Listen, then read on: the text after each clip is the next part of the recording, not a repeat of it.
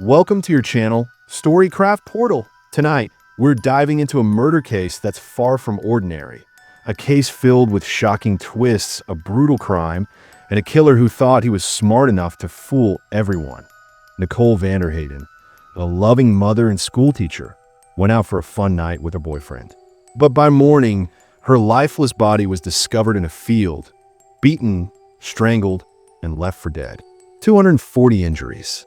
One night, that first, police thought they had their killer, a man who had every reason to want her dead. But the truth? It was much darker. The real murderer spun a web of lies so convincing that, for a moment, he almost got away with it. Who really killed Nicole? A jealous boyfriend?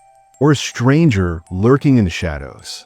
And what shocking clue exposed the real killer?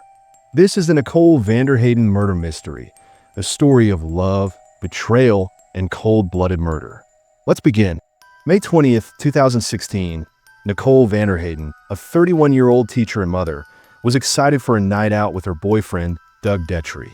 The couple planned to attend a concert with friends in Green Bay, Wisconsin. It was supposed to be a perfect night, a break from their daily routine. But as the night progressed, things took a turn. Nicole and Doug started arguing at the bar. Witnesses later reported that Nicole looked upset, frustrated. She stormed out alone, leaving Doug and their friends behind. Hours later, Nicole's phone went silent. She never came home. Doug assumed she had gone to a friend's place. Unaware that something much worse had happened, BY morning, the search for Nicole began. And just miles away, in a quiet field, a passerby stumbled upon something chilling. Nicole's lifeless body. The perfect night had turned into a nightmare. But who was responsible? The next morning, as the sun rose over Green Bay, a passerby walking near a field on Hoffman Road noticed something unusual in the grass. Curious, they stepped closer and froze in horror. A woman's body lay motionless, her clothes torn, her face bruised beyond recognition. Police were called immediately, and investigators swarmed the scene. The victim had been brutally beaten, with over 240 injuries covering her body. It didn't take long for authorities to identify her. She was Nicole VanderHeyden, the woman who had vanished just hours earlier. As news of her murder spread, panic gripped the community. Who could commit such a violent act? And why? Suspicion quickly turned to the last person seen with Nicole, her boyfriend, Detrie. As soon as Nicole's body was identified, police turned their attention to the most obvious suspect, her boyfriend, Detrie. He had been the last person to see her alive, and their public argument at the bar gave investigators a possible motive. When police arrived at Doug's house, they found him sleeping, unaware of Nicole's fate. His casual response to her disappearance raised even more suspicion. Why hadn't he looked for her? Why was he acting so calm? Detectives brought him in for questioning, and when they searched his home, they found something shocking: Nicole's blood-stained sock near his property. It seemed like an open and shut case. But then, something strange happened. Doug's phone records, alibi, and DNA all told a different story, one that pointed away from him and toward someone far more dangerous. Detrie sat in the interrogation room, confused and exhausted. Police were convinced he had killed Nicole, but the forensic evidence told a different story. His DNA wasn't found on Nicole's body, nor was there any trace of her blood in his car or home. Instead, a mysterious DNA profile was discovered on her clothes, belonging to a man Doug had never met. Investigators were baffled. If Doug wasn't the killer, then who was? With no solid evidence against him, Doug was released, but the police were now left with a disturbing realization. The real killer was still out there. For weeks, police searched for a match to the unknown DNA found on Nicole's body. Then, a breakthrough: George Burch, a man with a criminal record, had his DNA in the system. Burch, a drifter with a violent past, had recently moved to Green Bay. When questioned, he denied knowing Nicole, but phone records and surveillance footage told a different story.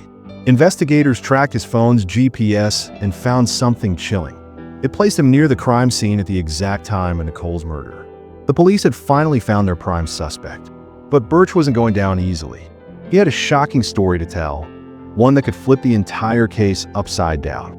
With overwhelming evidence against him, George Burch finally spoke, but his story stunned everyone. He claimed he hadn't killed Nicole at all. Instead, he insisted that Doug Detrie had murdered her in a jealous rage and had forced him, at gunpoint, to dispose of the body.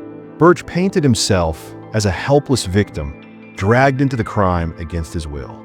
At first, it seemed possible, but then police uncovered a crucial piece of evidence. Burch's own phone had recorded his movements that night. The GPS data didn't just place him at the crime scene. It showed him stopping at multiple locations where Nicole's belongings were later found. His story was crumbling. The truth was about to be exposed. Despite George Burch's elaborate story, the case against him was growing stronger. Then, investigators uncovered the final piece of evidence that sealed his fate: the black box data from his own truck. The onboard computer recorded every stop, every acceleration, and every time the passenger door was opened. The data proved that after Nicole was murdered, Burch had stopped multiple times to discard her belongings. He had been caught by technology he never even considered. With this damning proof, prosecutors prepared to take him to trial. The community wanted justice, and now they were finally going to get it. In 2018, George Burch's trial for the murder of Nicole VanderHeyden began. The prosecution presented overwhelming evidence: DNA, GPS data, and black box recordings from his truck. They argued that Burch had met Nicole that night, attacked her, and brutally murdered her before disposing of her body. The defense, however, stuck to Burch's original story, that Doug Detrie was the real killer and had framed him. But there was one major flaw. Doug had a solid alibi, and no physical evidence linked him to the crime. Meanwhile, Burch's own movements on the night of the murder contradicted his story. Nicole's family sat in the courtroom, waiting for justice. The jury listened carefully as both sides made their case. Would they believe Burch's desperate lies, or would the truth finally catch up with him? The fate of a cold-blooded killer now rested in their hands. After days of testimony, the jury finally reached a decision.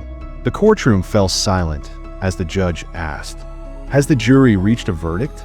Everyone held their breath. Then came the words Nicole's family had been waiting for: guilty.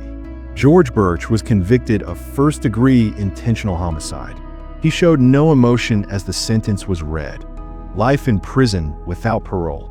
The prosecution had proven beyond doubt that he had brutally murdered Nicole and then tried to frame an innocent man.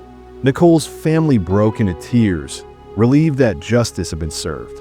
Outside the courthouse, reporters captured the reactions of a community that had followed this case for 2 years. Burch was led away in handcuffs, his life behind bars just beginning. But one final question remained: why had he done it? The truth about his motives would remain a mystery forever. With George Burch behind bars for life, the Nicole VanderHeyden case was officially closed. But for Nicole's family, the pain never truly faded. She was a loving mother, daughter, and friend, taken in the most brutal way. In the years following the trial, her loved ones worked to honor her memory, raising awareness about domestic violence and supporting crime victims' families. Doug Detrie, once wrongly accused, struggled to move on but found strength in his young son. As for Burch, he would spend the rest of his life in prison, his appeals repeatedly denied. Justice had been served, but the case remained a haunting reminder that monsters can hide in plain sight. Nicole's story may have ended in tragedy, but her legacy lived on. She was more than a victim.